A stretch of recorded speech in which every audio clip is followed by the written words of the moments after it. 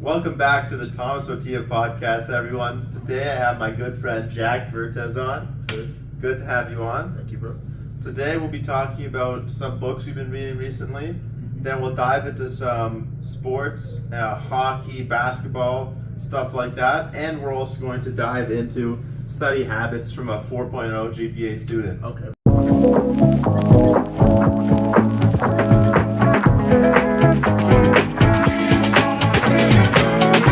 Yeah, so first of all,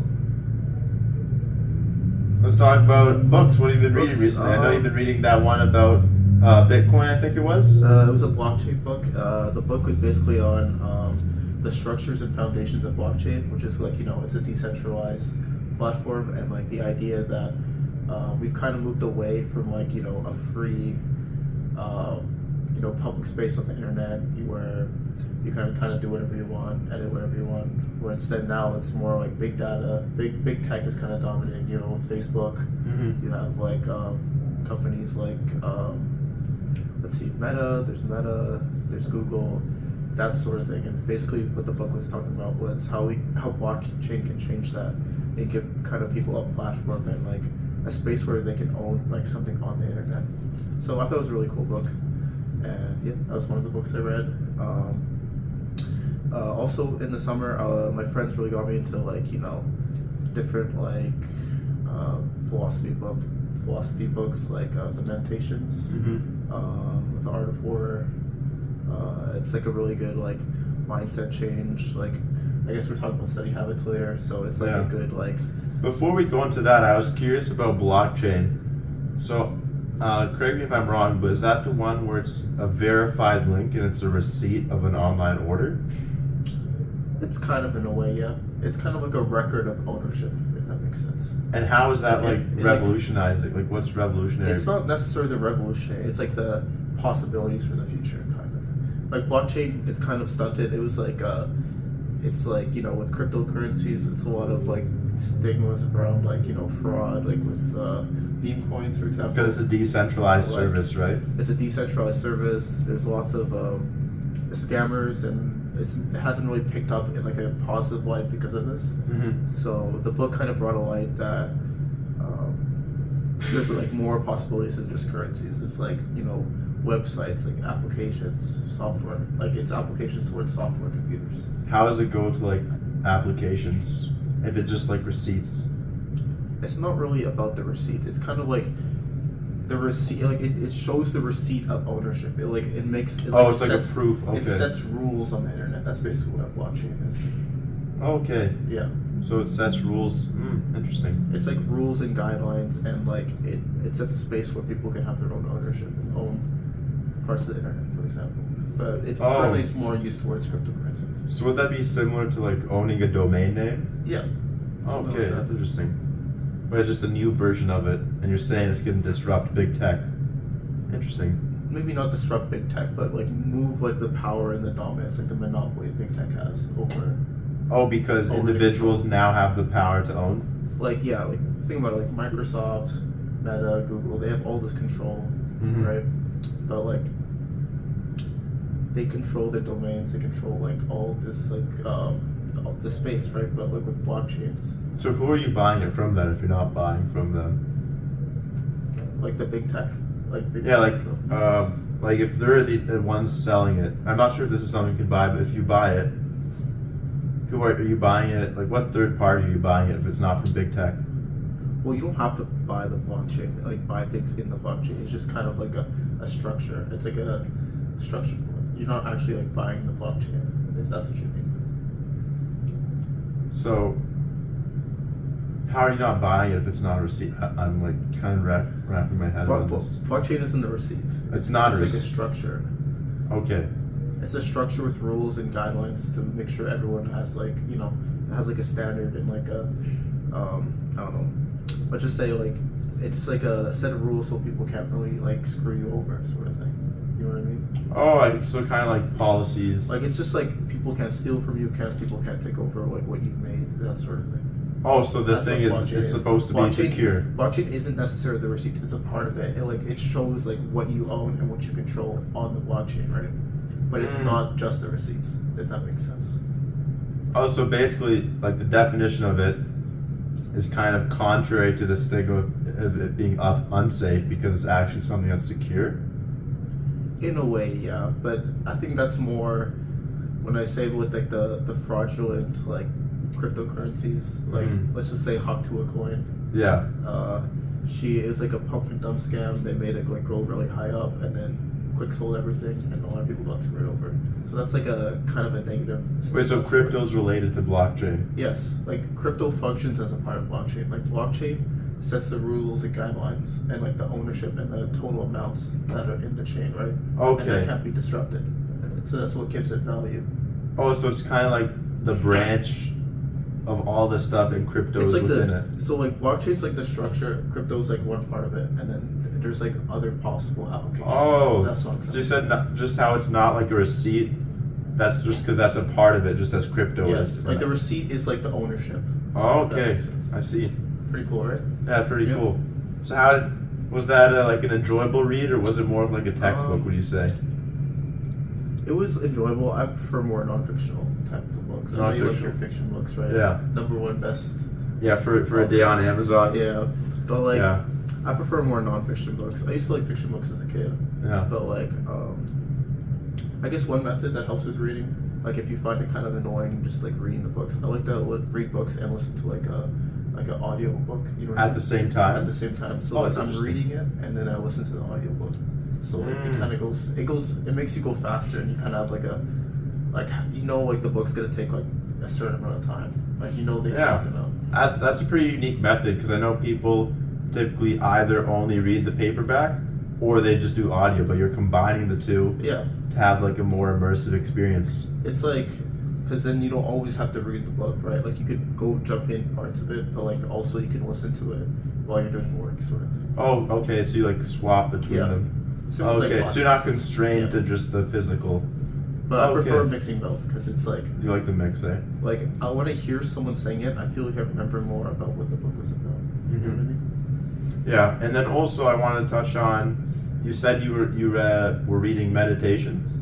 Yes. So for meditations, I didn't have audiobook for that one because it's kind of like a lot of different details about Marcus Aurelius' life, right? And kind of like his thought process towards his thought process and philosophy towards certain things, right? And the book was really interesting. It kind of showcases his like purpose in life and like what it means to be a good person, like a high value person. Yeah, It was a good read. and did you see also? Yesterday in the news actually, OpenAI partnered with top universities in America such as Harvard and others to make ancient books that would otherwise not be accessible now accessible through the AI platform. So yeah, I think that's very interesting because now we're gonna have access to so many more books that before would just be in we have one at Huron too in the library. If you go downstairs, there's lots of these ancient books, and to think that we're now gonna have access to many more shows also like the positive sides of AI. The thing about ancient books though, it's like you don't really know if it's actually from the person. Like the main like values and lessons from these like ancient books are still present, but like I feel like over time like the books change. Like for example, I also read The Art of War, right? It's like the method of like it's like kind of like ideas for war and like what like makes successful, and it's like applicable to like real life situations, right? But like The Art of War, no one really knows if Sun Tzu existed. Nobody really knows if that's the Really, they don't know if he. So kind of like a Homer scenario. He's kind of like a Homer scenario. You don't really know if it's from him, but like the core values he made like thousands and thousands of years ago are still present. Just because it's so far like along in the past. Like it's so far along, people like it's like the book doesn't actually last. They like interpret or like rewrite like his words. Okay, So, so like, you're saying like it's there's not no like, way to fully know if it's the original author. Yeah, for sure. Same with Okay. Aurelius. Yeah, it's interesting. And then also, I wanted to not to put you on the spot, but 4.0 GPA student at one of the top universities in Canada. Okay. Like, what's the method to your madness? I think it's really about study habits, right? It's like you really gotta like prioritize your time towards school, and you gotta really be like drilled on to like kind of like you gotta like pace yourself. You gotta like know what works for you, that sort of thing. Always be in the right mindset, and always prioritize your studies. Like even if like friends are asking you to go out, you know you have to sit down and get your stuff done. You know, it's like it's only gonna impact your future. It's only gonna benefit you in the long run. So it's about like sacrifices, as you mentioned. Like sometimes when your friends want to go out because, you know, Western's also a big party school, you need to remember that like your main priority was studying, so you need to make sure you've completed studying first. And there's like different ways you could study. Like what works for me is I like to before like an exam I'll go through all the content and make every single one of my notes, because when I make notes like a couple you take notes on all the slideshows or like the book, and that usually works for me like a week before the exam. Typically people say like you should like make notes in class and that sort of thing, but that doesn't usually work for me. It really depends on what works for you. So what are you doing in class then? I just listen to the stuff, or you listen and then I just listen, okay. and then like later on I will actually do like the work. Okay, Because so like if I do the work now, I'm not gonna remember. But if I do it like a week before, so it's more recent in your memory. Yes, and it like clicks for me, and right when I write it down, I just remember. But that's just for me, like, you know. I also like studying with like a lot of people. I like lots of noise when I'm studying, because it makes me feel more confident for the exam. But like some people don't. Oh, how do you dive into that? How does that make you more confident to study? I feel like when I'm studying and there's like lots of people, like I like to like speak a lot, like to talk a lot, because I'll end up talking about like the subjects, and like, you know, in Moss, study less, study smart. Talking about like speaking it and like teaching it to others actually improves your knowledge. And I find like when I'm like speaking, it doesn't even have to be about it, just like speaking like and talking to people while I'm studying just helps, and that just works for me. Some people, like, you know, the fees isn't a big fan of that, like when I'm being loud and sort of thing, ends up like leaving, you know, to study somewhere else. Yeah, because at the end of the day, like we all got into school somehow, so we all have different study habits that work for us. Because in the end of the day, it's like you do what works for you, and to achieve the best result, right? Yeah, and I was wondering, your method of writing down the notes later, how could you apply that? Is that for all courses? Because I know sometimes you have, like, let's say we can group objective and subjective, with the objective courses being STEM courses and stuff like this. Right? What do you put? Side note, would you put business in like objective, or it depends on the unit? I think it's a subjective. Subjective? Yeah. So how do you like study based on if it's like it also depends on what your strengths is. So my strength is typically more with like objective work, let's just say math. I've always been like a very strong math student in high school and university. It's always just come easy for me. For English and like the subjective kind of units, it's been hard for me. It's like something I've always had to work on. Like I'd say 12/20 is probably my lowest mark, right? But you just kind of have to like really try on what you aren't good at. Like always got to work towards your weaknesses. And you said like, for me, like objective stuff, easy. Subjective stuff, it's like I have to spend a lot more time, and it's complicated sometimes. Yeah, and you mentioned that like even though you're a 4.0 student, you still have your own struggles, and sometimes you won't do good on like an assignment. So how do you, after getting that, you know you have something else to do, like what's your mental process there to keep your mind firm? For 12/20, let's just say that I didn't have the best fan report mark. It really like killed me. I thought I wasn't gonna do well in the class. I thought it was like low-key over, but like but you're not. I worked really hard on like the next presentation. What's important is like not like where you're at, it's like where you want to be. You know what I mean? So would you say that like your bad mark motivated you to do better? My bad mark made me like be a stronger student. It's like a wake-up call. You know what I mean? Like you have these experiences where it's kind of like a wake-up call. Like, oh, you think everything's gonna be easy. You think you're working hard enough, but you're not. And it's just like a good wake-up call to like kind of reset your mind and reset your priorities. So I'm curious, if you didn't have that wake-up call, do you think you also would have performed well on the others, or do you think you would have like deteriorated until you had a wake-up call? I think it would have been, you're probably right. I think it would have deteriorated. I probably would have gotten more lazy. I probably wouldn't have studied as much. Like if I got a good mark on final, I would have been like, oh, university is so easy. I don't have to study for anything. And that probably would have hurt me in the long run. Especially with like the 4 or 5 midterms we had. Yeah.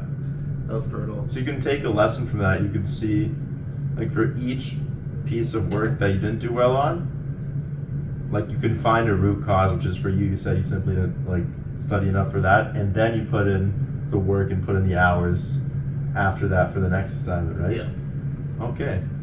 Yeah, and I also know you're also balancing all this while being the MVP for Lug last season, correct? Okay, it was one game. One game. It was, MVP. it was MVP like one game, but like yes, I. Oh, so each game there's a different MVP. Yeah. Okay, I see. Mm-hmm. So they give like the award to that person like at the end of each game. Because I had a very strong game. Like first couple of games of the season, it's been rusty. I haven't played hockey in like 7 months, like February, like of last year, and yeah, it's more like for me, like to get really back into hockey. It's more the cardio, I'd say. I'm pretty weak on cardio, pretty lazy when it comes to cardio. Oh yeah, what were your thoughts on when we went swimming? How was that? It was great. Yeah. I haven't swum like that in a while, so it was really good. So I'll definitely look forward to doing it Saturday. Yeah, we might pull up. I don't know if like editing Thomas will, but we might pull up the like live reactions to that. But that was great. It also makes you appreciate it so much more because seeing people swim, it looks so easy, but it's so hard. It's so hard. Yeah. Like even like running, like track runners, the long distance runners, you think it would be easy, but it's not. It's so hard. And so you say hockey is in the same sense like a cardio focused sport? It's like like it's not like soccer or anything where you can kind of just be on the field and like coast around. It's like hard 45 seconds you come off. It's like it's like intervals. It's like the sprints we did when we were swimming. Okay, yeah. So it's intervals. like intervals. Like you go on the ice for 45 seconds. You work as hard as you can. Yeah, in some sense, some people would find that difficult too, as well. Wouldn't you say? Yeah. Yeah, it's interesting.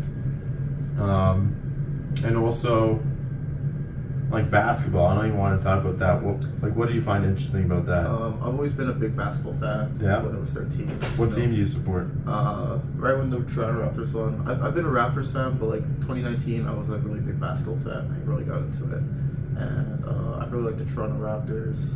I know they're rebuilding right now. Hopefully, we can get Cooper Flag. Who's Cooper Flag? He's a promising draft pick from Duke. He's the best prospect since Zion Williams. I don't know if you know him. On who? Zion Williams? Yeah. Okay. Williamson. He's on the Pelicans. He was a really big star. He's like okay now in the league, but like Cooper Flag, he looks like a future Hall. And the Raptors is supposed to be taking him. We'll see if he takes him. Like they're bad, but they're not that bad. The Raptors, you know what I mean? Oh, because it's the worst teams. We're trying to get a draft. Like the worst teams get like a percentage in the draft, and we're like fifth best odds. Sorry. And it's typically like the more worse, the better recruit you get, right? Yeah. To like balance it out. And what about? I haven't really been tuning in, but I remember like originally we signed Brady Dick. Like how's he performing? Oh, Brady Dick. Did he live up to the hype? He's been really good. Like sophomore season, typically NBA players underperform. They don't do very well. Yeah. In their sophomore season, but he's been super good this season. At one point, he was leading like second-year players in points with like names like Victor Wembanyama. You know him. Oh, what about him? Because he was a dominant. true promising recruit. He's really dominant. Like he's been really good. Next few years, it's gonna be him. Unfortunately, got injured. Same with Grady Dick. Grady Dick got injured today. Oh yeah. Yeah, it's unfortunate, but we want to keep tanking for that draft pick. So. Wembanyama or LeBron? Wembanyama. Yeah. Wait. Oh, in the debate. Wait. You say Wembanyama is better than LeBron James? No, I did not say that. But you're gonna get a clip for that. LeBron with Luka. I might do that just for jokes. Talk about I guess the Luka Doncic trade as well. Blockbuster trade. They traded Anthony Davis for Luka. Wait, sorry, who did they trade? Anthony Davis from the Lakers for Luka Doncic. Oh wow! Like he's a promising another Balkan player, Slovenian, I think.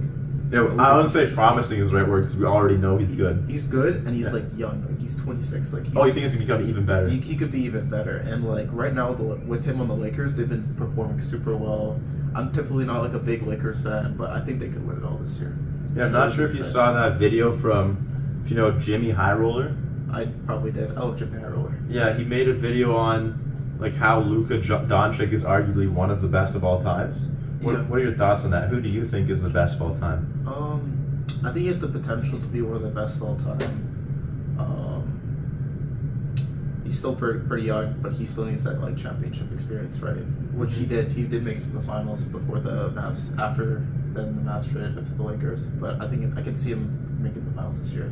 Currently, I think the best player right now is Nikola Jokic. He's a 3-time MVP, one of the best players in the world by far. Also Balkan, right? Also Balkan. What type of Balkan is he? He's Serbian. Okay, yeah. And he's like one of the best offensive players of all time. Could be better than LeBron, Jordan, like stats wise. So Jokic currently, who do you have all time? All time. A lot of people disagree, but I think LeBron's the greatest. LeBron. So how do you argue that to Michael Jordan? A lot of people like to argue Michael Jordan for the rings and like the team success, but in the end, like LeBron, he had 10 finals appearances. He took his team to the finals. He had to play way harder competition, and overall, he's just an overall better player. Like athletic wise, he's better. He's better at. He's a better. He also has the world record for most points ever, right? He also has the most points ever. And I feel like you can't really say a player is better than a player based on like their team success. Yes, it's important to make it to the finals. Yes, it's important to be successful in the playoffs. But I think LeBron just had to play way harder competition. Like for example, the Spurs, very strong team.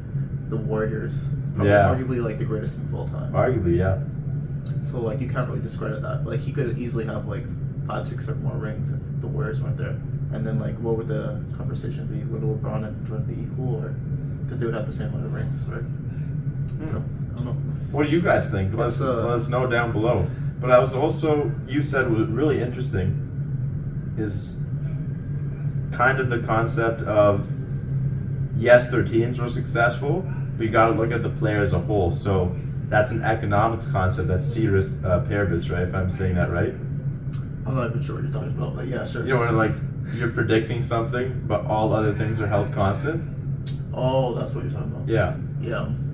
So using that, you'd say like on paper, I think LeBron is the best player of all time. Like, I think like if you take out the team success and like you talk about like him as a basketball player, he's the best player of all time. What about like potential wise, like with the new players coming in? Like out of all the new players, who do you think has the most like? What about LeBron's son? How's Bronny doing? We'll talk about like the other players. I'm talking about Bronny. Okay. So the NBA has constantly gotten better. Like what happens with sports, right? You'll see it in soccer. You definitely see it in hockey from like the 90s to like now. Mm-hmm. It's crazy how much of a difference there is in terms of skill. In terms of skill, performance, diet, like the players have gone like definitely like a little marginally better like each year. Mm-hmm. So you can also see that in the NBA. There's crazy prospects like Victor Wembanyama, as we said before. There's like, is he the tallest ever, by the way? No, he's not the tallest ever, but he's probably the most skilled at his height. Okay. Being 7'4". Who was taller than him? There's a couple other players like Yao Ming. How tall was Yao Ming? Yao Ming's 7'6". Taco Fall was 7'6", and then the tallest ever is, I believe it's another Serbian player. He's like 7'8". But for that amount of like extreme height, he's the best at that.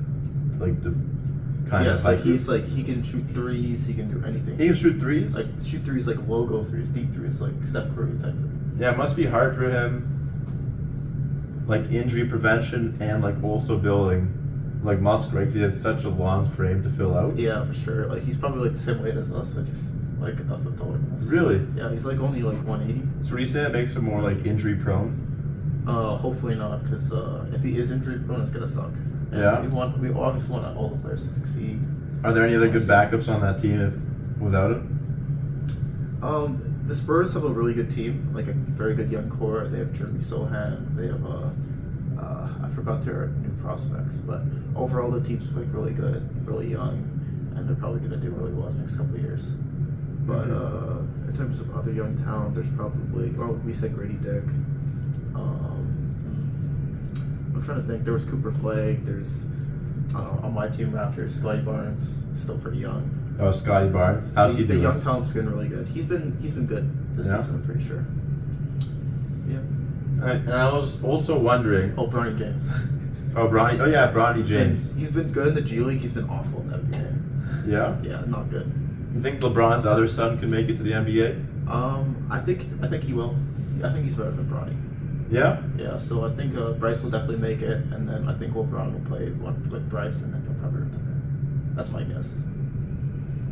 Yeah, thanks for those insights. Now, what I'd like to do is, for each guest that I have on, Yep. sort of a tradition, I always ask them if you can summarize a life lesson or something you find, like a paragon of value, if you like what you want to tell the world.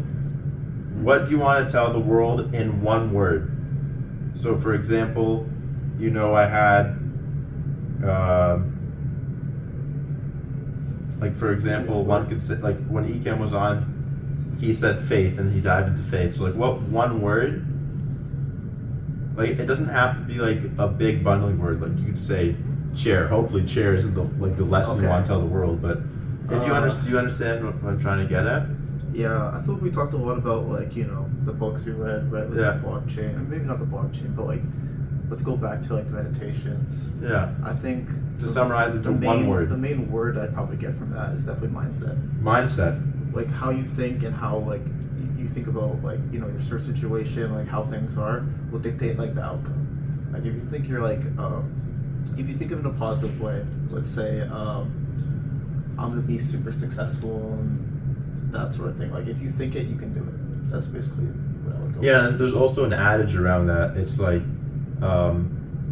if you think you can't do it, you're probably right because it's all in the mindset. Yeah, for sure. It's based on your mindset. It determines your determination. I guess your habits, your routine.